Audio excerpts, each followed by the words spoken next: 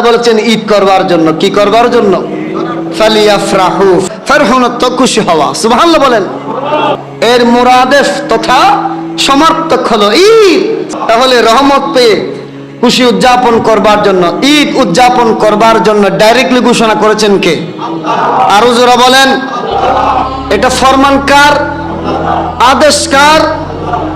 আমরা সুন্নিরা আল্লাহর আদেশ পেয়ে নবী রাহমাতুল লিল আলামিনের দুনিয়াতে তাশরীফ আওয়ারকে কেন্দ্র করে আমরা যে সুন্নি মুসলমানেরা ঈদ মিলাদুন নবী পালন করছি, এটা দুনিয়ার জমিনের কোন মানুষের আদেশ নয়, স্বয়ং রব্বুল আলামিনের আদেশ। জোরে বলুন ঠিক কিনা?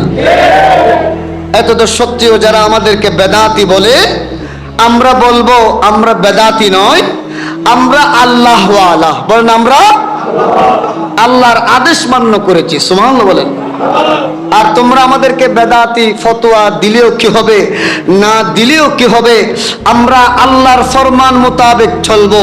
আমরা আল্লাহর ফরমান মোতাবেক চলেছি, চলছি, কিয়ামত পর্যন্ত চলবো। অতএব মিলাদুন নবী বন্ধ করতে পারবো না।